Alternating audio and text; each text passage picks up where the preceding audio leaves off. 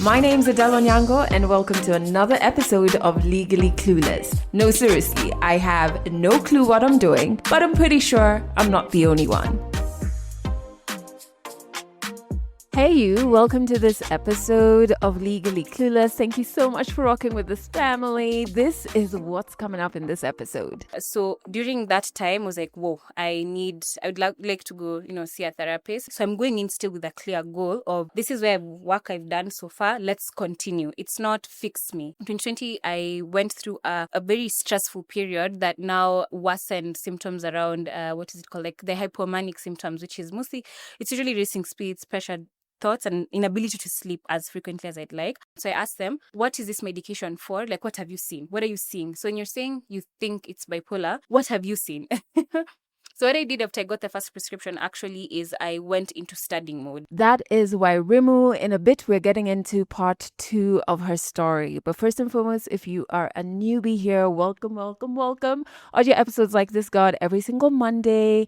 On Wednesday, we have the midweek teas. On Thursday, we have our brand new show for mannerless women. And this Thursday, I have a huge announcement on this week's episode. So make sure you subscribe on whatever platform it is you listen to our podcasts on so that you do not miss out on that. Another place you should subscribe is our YouTube channel. We make all of these shows for you to provide you with inspiration, knowledge, everything you need to be your best self. And we could use the subscribers. So this is how you show a thank you, by subscribing and sharing all our shows with the people who matter to you. But I do hope you're well. I hope that you are managing the dualities of the times we're living in. It's wild, right? I hope you are allowing yourself to rest, to feel overwhelmed without guilting yourself about it, to still tend to your responsibilities, to feel anger, to feel fear, and sometimes even experience moments of happiness within the madness. These are wild times that we're living in. So please be kind to yourself. And it doesn't matter where in the world you are. I feel like this is still very relatable, whether you're in or outside of Kenya, right? It's like some shift is happening in the world. It feels quite turbulent. So just be easy on yourself. Be easy on yourself. And again, manage the dualities of these crazy times. But let's jump into 100 African stories. Part 2 of Wairimu's story goes into her going to therapy and then her seeing a psychiatrist. And she even talks about coping tools that help her with ADHD and bipolar. 100 African stories on Legally Clueless. Stories from Africa.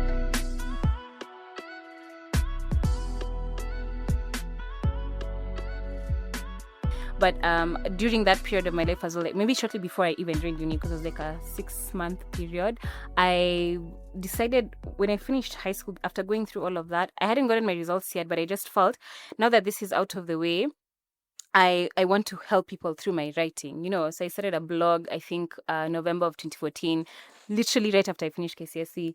And in it, I just started documenting or just sharing my experience, almost like whatever I used to journal, because journaling helped me so much in high school, by the way. Maybe that's not something I've mentioned, but I had like 6 journals from those 4 years. I used to write a lot just to see myself think, just navigate my life, dream about the future inside there, dream about the future, but also feel hopeless. Like I learned how to be okay with navigating very big and heavy emotions within the written word. Yeah.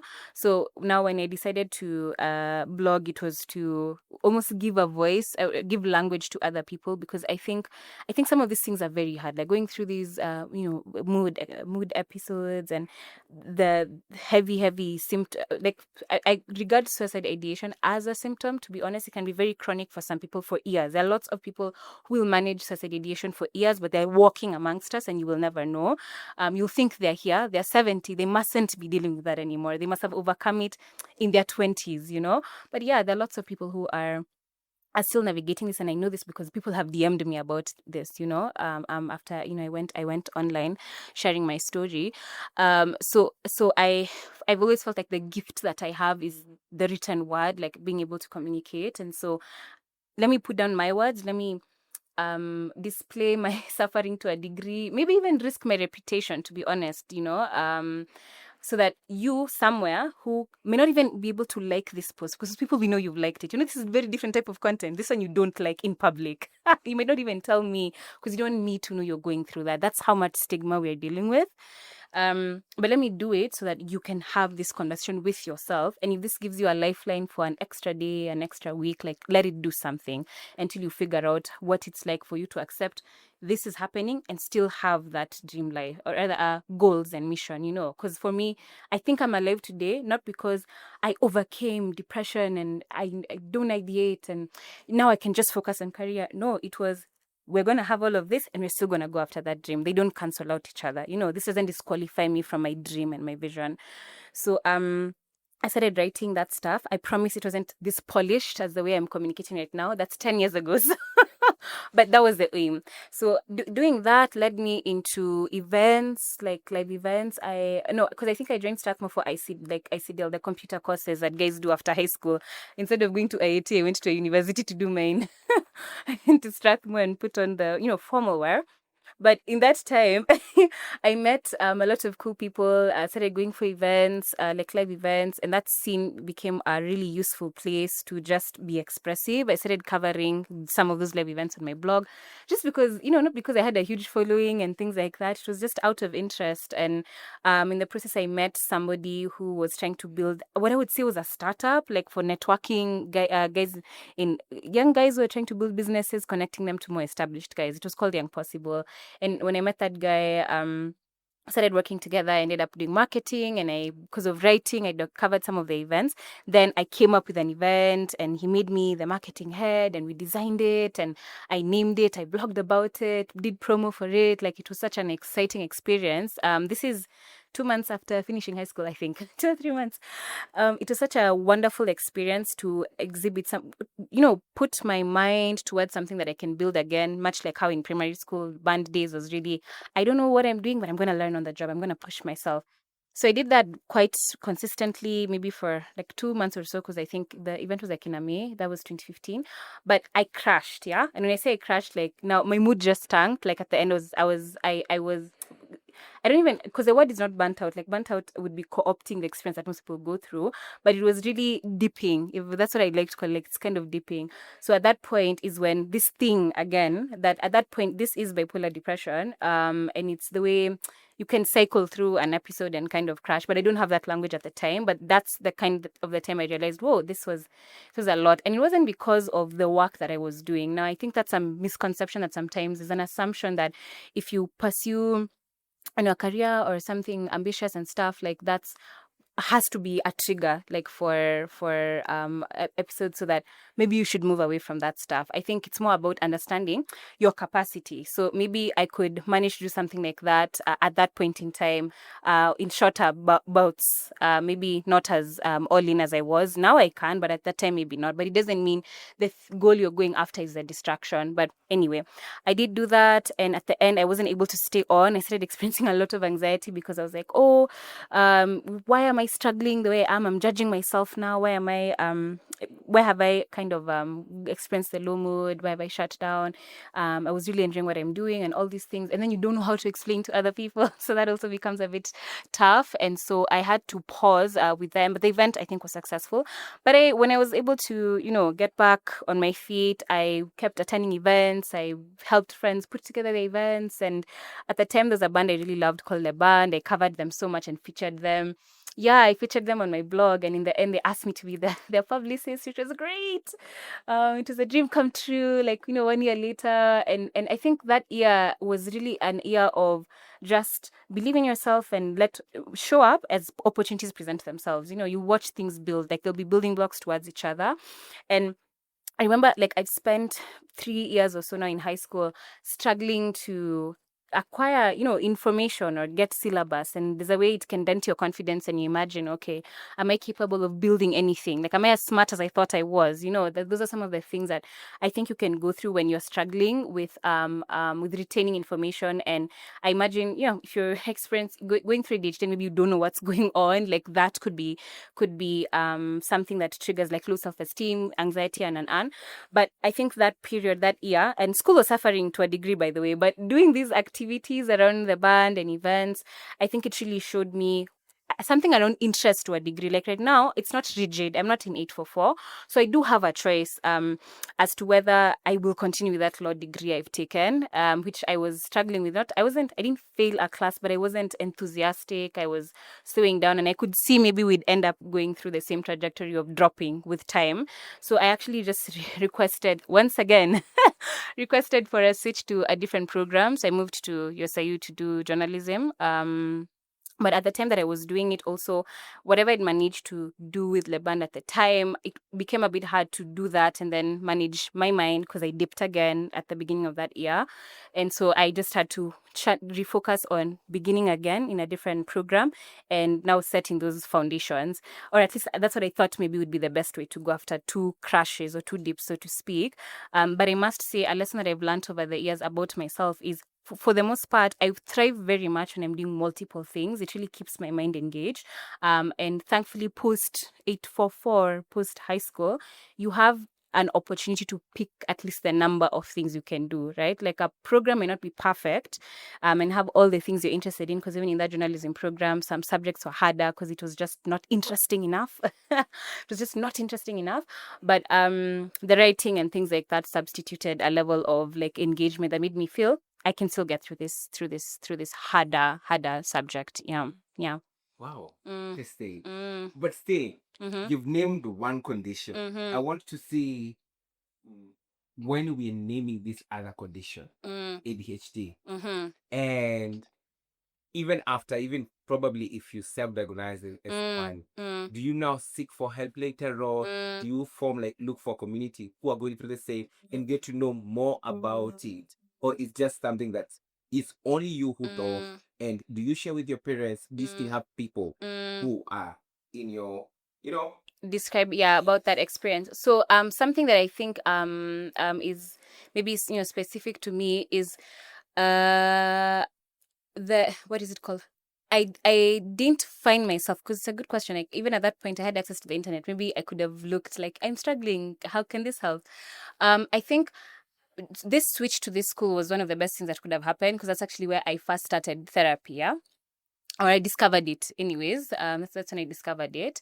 But maybe even before I go into that therapy, like, fundamentally something about self, I think, is that ability to in which it's so the self-diagnosing, but really from studying myself and my patterns and things like that, and constantly trying to test and see, this thing that I'm trying for, this problem I'm experiencing, is it working? Do I need to adjust it now that there's a new problem that has presented itself?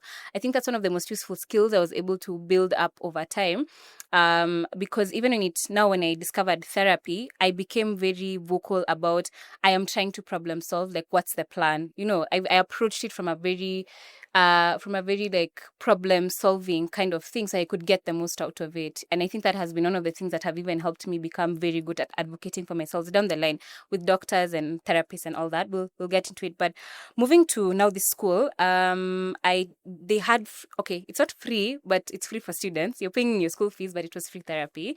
So I decided to it took me a while to muster the courage to like go see one, mostly because when I was in high school, actually, when I first requested for the switch to a different school, my parents actually suggested, I remember I'd forgotten about that, about seeing a counselor. But I really felt like for this counselor, I was almost coaching them to a degree on like, What you're going through. yeah. So it was, well, you see that thing, you're 16 already with peers, it's a bit hard and you have to manage. But even here, it's happening again. So you see, because I've recognized the problem solving I've been trying to do has been it's not perfect, but it's been helping me. It's been working to at least help me keep moving forward. I realized, okay, this is a bit tough. I mean, I'm still speaking with them. I think the thing they helped with is at least I communicate what I'm going through, and they can communicate. Like, my parents will listen to an adult, basically. Maybe perhaps understand a bit more from a professional, but I still felt there was a gap in the quality of care. So now at the point that I'm in uni now, and I have access to this therapy. I took a while before I went in for a session, because there was a level of, I want to say there's a level of self-stigma to a degree, because you really want to imagine the switch has solved the problems or has solved the symptoms. Switching school, switching to a different program has solved the problem, but not quite. But I decided, okay, just go and see one. And the one that I found, I'm very grateful for them. They were a student finishing their master's, so unfortunately they were going to leave. I appreciated that they told me that at the beginning. So we had a window of maybe 8 weeks to pick a problem and tackle it. And she's actually the first person who listed like a couple, like I share what I'm going through with her, and she lists down topics, and then she said, what do you want us to start working on? And I really appreciated that, because it's always good to remember, even with therapy, with a lot of these interventions, it may not cure or solve every single thing, but it can help you. Recovery is so lifelong. There are multiple things. There's multiple things to work on, but picking something to work on started teaching me as well how to improve even my system of quote unquote self-development or self-management. So at the time, for her, we didn't do anything diagnostic, like for me to do tests and say bipolar here, ADHD here, not at that stage, but still it allowed me to enter the formal mental health care system in a way that would allow me to spot the next practitioner that helped me get to that level. Yeah. So here I just learned how to those validation. Therapy helps you a lot with validation in terms of acknowledging, oh, what you're going through here, this could be this thing. And I found that to be very collaborative and speak to me like an equal, but still do some work, teach. Even she was teaching. It wasn't one-sided. So that happened for a short time because she needed to leave. And then afterwards, the following year, I went in search of therapy now on my own, out of school, because I started struggling academically again. Some subjects were great. The first 2 semesters were wonderful. I actually did really well, Dean's List and everything. And I was like, hey, I still got it in some parts. But then some subjects became a bit difficult. Now, I also live with a condition called adenomyosis, which is a form, or rather is a sister or a cousin to endometriosis. I was diagnosed with that when I was 17, actually. When I was 17, when I'd changed high school, then I was trying to adjust to the new school. So that's a diagnosis that came into my life that was quite disruptive. But it was very difficult when I moved to switch to the second university. It really messed, obviously, with physically being in a lot of pain. Then that also affected my mood. So school became a bit hard. And I remember there's a semester I truly did not think I would finish university in 2017 because there's a class I even flunked out of, or got an incomplete rather. So during that time, I was like, whoa, I would like to go, see a therapist. And at the time, I went in for just all of that, trying to manage all those things. And remember, one thing I will say I am grateful for, and this connecting it back to my foundations of admiring these heroes, admiring Amekatili Wamenza. Little known story about her is this woman walked from Western Kenya. She was imprisoned. She was taken to prison, and she walked from Western Kenya back to Taita on foot. Yeah, she walked. So she did that twice, from Western Kenya, and then again from Somalia back to Taita. And her advocacy work started when she was 70. I think she was 70. So again, that foundational spirit of I can find answers to this. I'm still an active participant. There's a way to find a step forward. I think that's what led me into therapy. So I'm going in still with a clear goal of this is where work I've done so far. Let's continue. It's not fix me, So the therapists that I found, I shared with them what was going on with school. I don't know. I don't think we ever did screeners at that point in time. It was more of discussing the life stuff around the stuff that I'm managing, which I found to be very useful. But we were still not discussing that stuff, related to conditions and symptoms. So that's 2017. And I myself was not like necessarily looking up, bipolar or ADHD, any of these things at that stage. I'm kind of working with, where we're at with a therapist. So more of the life stuff that would help me maybe self-accept, take on harder things, push through schoolwork, believe in myself. That's the work we're mostly doing at the time. But not, yeah, it's not going kind of the symptoms route, but that's 2017. Honestly, the time that now this language of conditions came into the picture, this is way later in 2020. 2020, I went through a very stressful period that now worsened symptoms around what is it called, like the hypomanic symptoms, which is mostly, it's usually racing speeds, pressured thoughts, and inability to sleep as frequently as I'd like. So it was disruptive now to a degree that I felt like, even though I've been seeing a therapist, like, who's this other mental health professional, a psychiatrist? Yeah, like, no, I was like, I think it's time for whoever this practitioner is. This first one is not serving all the needs. So there must, who is the other one that deals with the other stuff. So at the time, I had a relative who'd started seeing one a few years prior, but I'd found systems to manage now without having to have seen a psychiatrist or gone on any medications.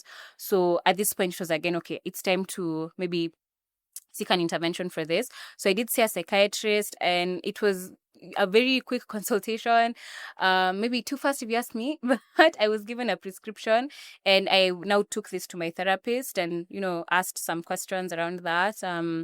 And they suggested seeking a second opinion, which I'm very grateful for, highly recommend. I went and I saw a second psychiatrist, but I observed that the medications that they prescribed were different. Only one was the same, two had changed. I think that's, but you don't know why. So I realized already there's a lack of very clear communication on why is this here, why this medication. And so for that first consult, I didn't do much. But the second one, I decided, okay, even if it's just a prescription. So I asked them, what is this medication for? Like, what have you seen? What are you seeing? So when you're saying you think it's bipolar, what have you seen? So what I did after I got the first prescription actually is I went into studying mode. Now I went on YouTube and I found a psychiatrist called Dr. Tracy Marks, and I read a lot on the condition bipolar. At the time, I didn't read up on ADHD because it wasn't mentioned until shortly after, but I read up as much as I could to just advocate for myself. And also, remember, just because the symptoms are listed in the DSM-5 is the manual, remember, you're an individual human, yeah? You have your own experiences of these symptoms. Medication, or let me not even say medication, because treatment will work differently for you from another person. And remember, the doctor may not be thinking about all those things, okay? You're another patient they're seeing. So if you don't speak up, I know it's not your job to do all the heavy lifting, but if you don't, you will end up with... you'll end up kind of being a generic case to a degree. Like, it'll be, I think that's best for you. You go and you do it, you struggle, you don't know how to come back from it. So I really recommend kind of studying whatever the symptoms are, what does it look like for you in your life, and just take some time to get in that data. So I did that. I studied quite a bit and equipped myself with questions. So when I saw that psychiatrist for the second referral, I asked them, what are you seeing? You said you've seen bipolar. Tell me the sorts of symptoms that you're seeing. And as much as I'm crying there, I'm struggling. It's okay to be looking sick, but I'm not...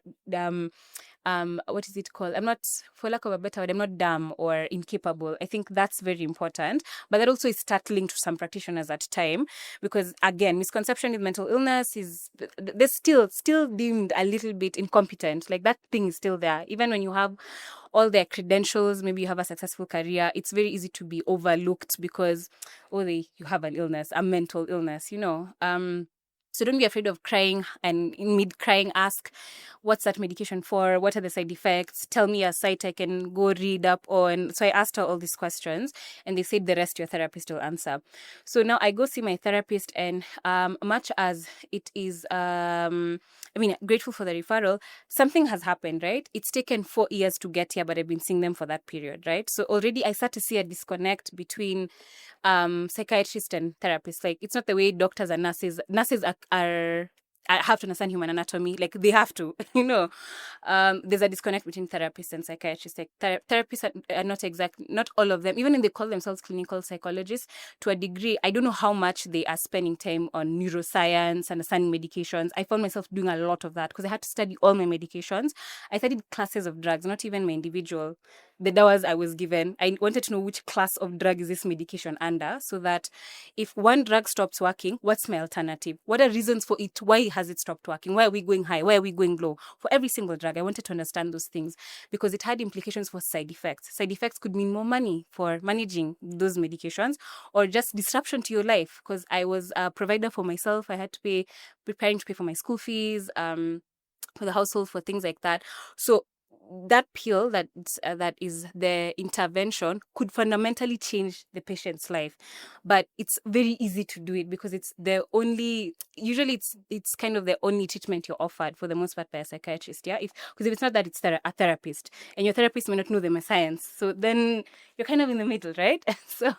So now, anyway, seeing the therapist allowed me, now after seeing the psychiatrist and they've mentioned, oh, you have this, now that's when I was presented with screeners. The screeners are the tests, the assessments for the conditions. And that's when the doctor also said she may have ADHD. Now, told my therapist, not me. So had that in therapy, and I was like, okay, kind of, makes sense. So what I did is I went and I brain dumped, like, so thankfully, so far up until this conversation, you can see how much memory I had of my experiences of these conditions, even though I didn't have a name. So it came in handy during that time, because it's one thing, yes, for a doctor to say, I see this, and this, but again, real life, you could end up taking a medication you don't need because you probably don't have that condition, don't have it at all, or it's not as intense to warrant medication. But if you don't know these memories, it may be a bit harder, right? So I brain dumped everything for every condition, so that I was very, very clear that, okay, if you're saying I have this, it's because of this and this, and I've spotted it here. So I think that I took that period of diagnosis like very seriously to like set a foundation. But there's a very important part, I think, related to ADHD that I forgot to share. I took on a job in 2019, a copywriting job that really helped to expose these challenges around getting tasks started, completing things, and particularly with work. And I decided that job, because it required writing articles, like 3 articles a week, 2 to 3 articles a week, and it wasn't teamwork. It was pick an article, self-assigned, finish, deliver, and then you get paid for it. So I found myself really struggling to get started with those tasks, and like to a very like glaring degree. And I decided that this is the job that's going to help me I'm going to use this as an opportunity to work on this thing. So actually, this was the first time I think I found myself looking up task initiation, like tips for task initiation. And then I think it led me to a site called Attitude. So that was me looking into ADHD for myself, I think, for the first time, now out of necessity for the thing that I'm trying to get better at. And that writing style I was learning, the SEO copywriting, was so challenging. I remember that I felt like, whoa, am I even a good writer? Am I ever going to make it here?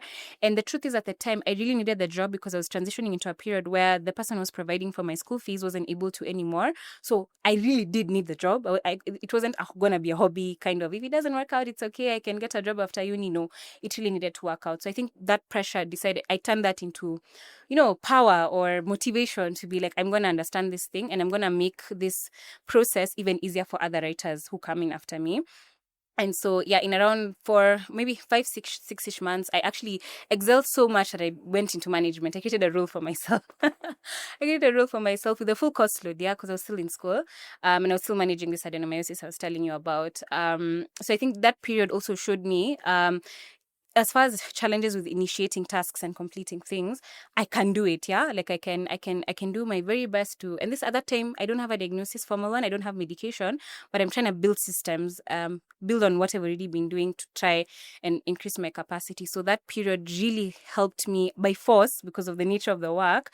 I think start to manage those symptoms around completing tasks, concentration, switching between tasks, having a routine. Like it really, really helped me with that. So by the time I'm coming in to get diagnosed, I actually continued working. I had to a degree, because I had to pay for my medications and all the responsibilities I had.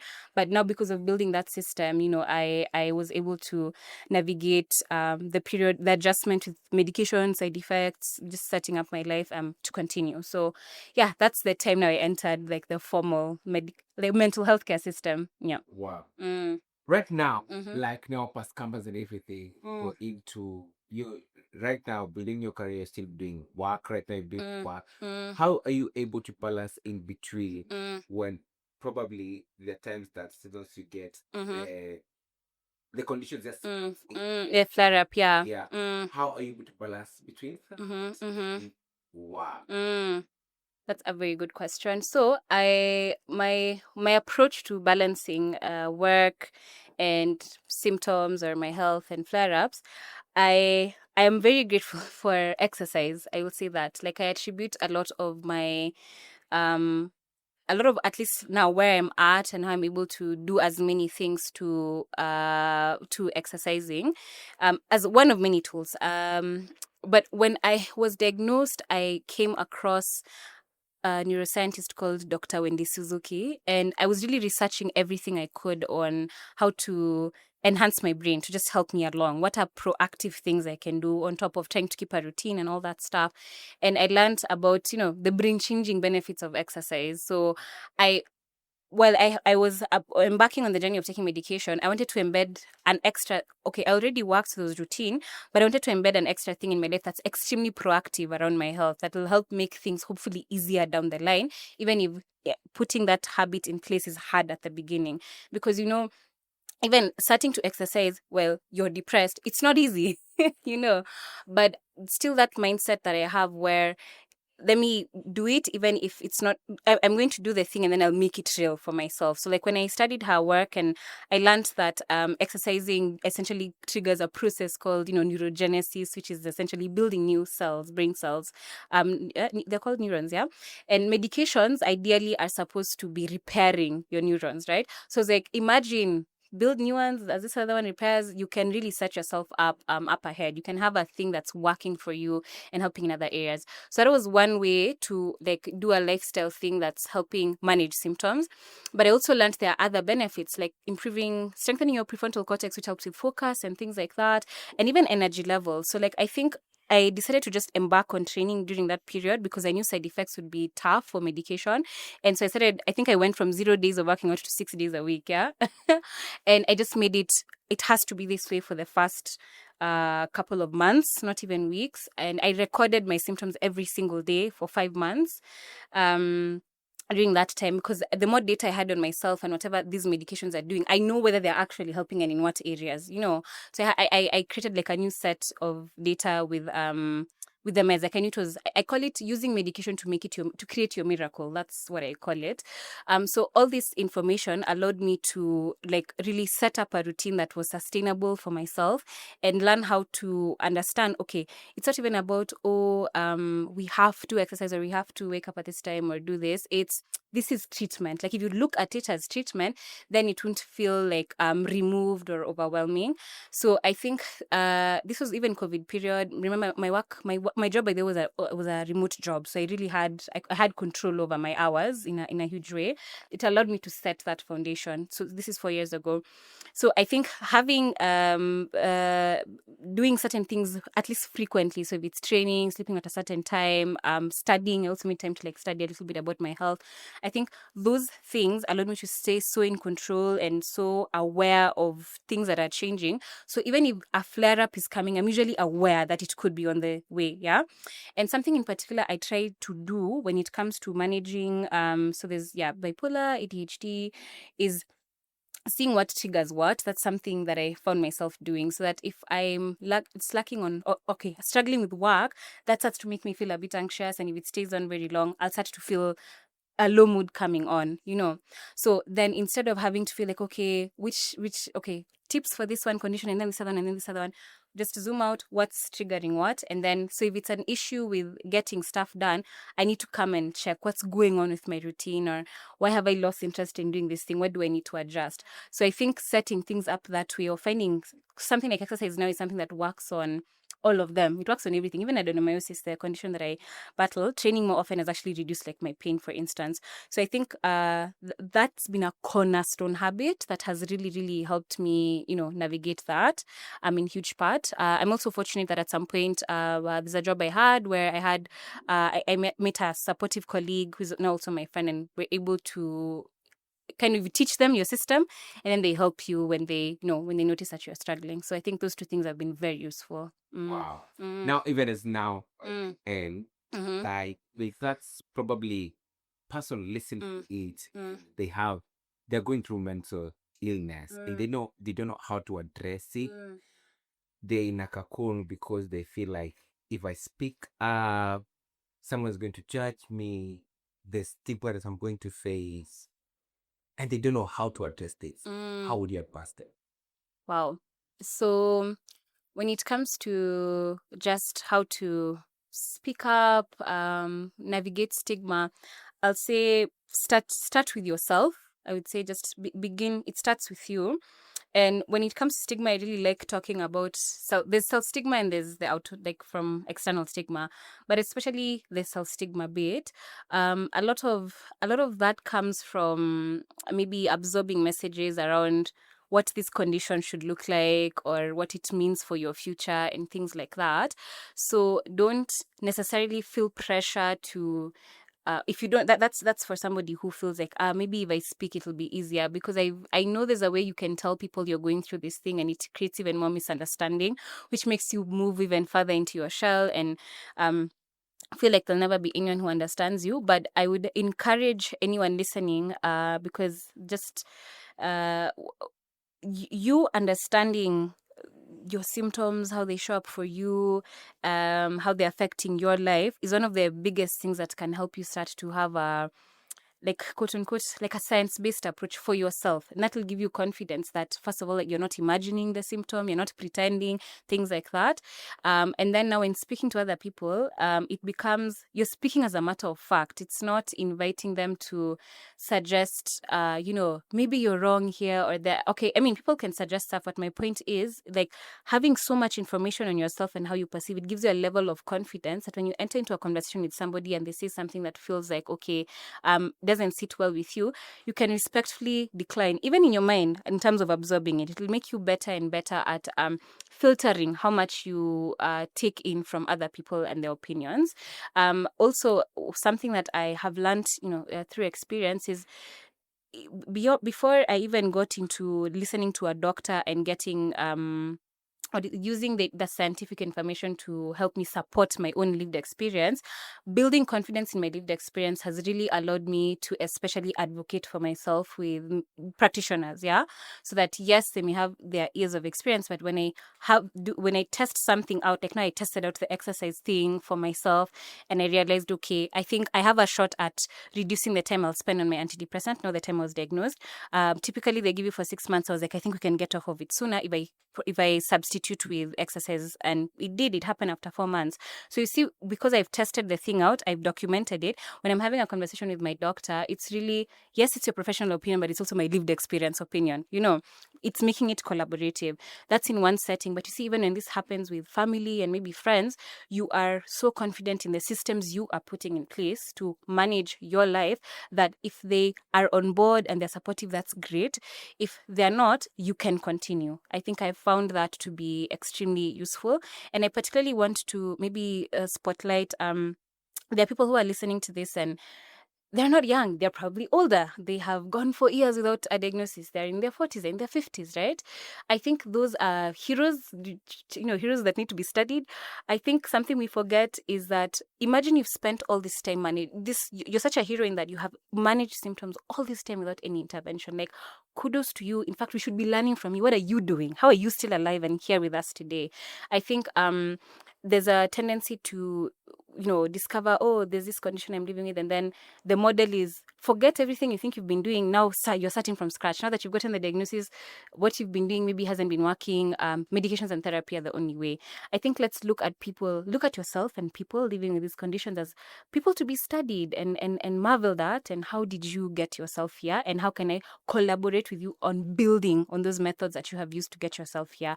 I'm not saying all of them are usually always healthy, because I know sometimes you can numb yourself with drinking and things like that, but remember, you are the master of your experience of the illness. So carry that with you and let people are collaborating on your care, but you are in charge. That's the best advice I'd give anyone. Catch more African stories in the next episode of Legally Clueless. You know what? I think Wairimu's story is so special because it's almost like a story plus a manual. Like, there's so many tips that she's dropped for us over the past 2 weeks that I'm just like, oh my God, I have to write that down. I have to write that down. And even when she talks about exercise, right? So my favorite form of exercise is my morning walks and yoga. There are days where I just have to like plead with myself to be like, okay, let's just try. There are days, even as recent as like last week, where I did half the distance of my morning walk because mentally I was not okay. But I knew I had to move my body because movement is medicine. And so when Wairimu was talking about that, I was just like, oh my God, yes, louder for the people in the back. I also love when she talks about being so in tune with yourself and how your brain works, whether you have a condition or not, that you know what things help you cope, so that if anyone criticizes you, that knowledge of self that you have does not allow external noise to shake you. So that deep dive she did into understanding herself and how her brain is working and the things that help and the things that don't help, you need to do that.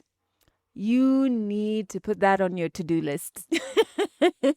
But I'd love to hear what you connected with. Drop that in the comments wherever you're listening to this on. And of course, in the show notes, if you want to connect with Wairimu and read all the incredible blog posts that she shares and connect with her on social media, we put all of those links in the show notes. Thank you so much for listening to this episode to the very end and for being part of this family. I appreciate you, and I believe that you have everything it takes to heal. That's it for this episode of Legally Clueless. You can share this podcast with your friends. You can keep it for yourself. I'm not judging. Just make sure you're here next week for the next episode.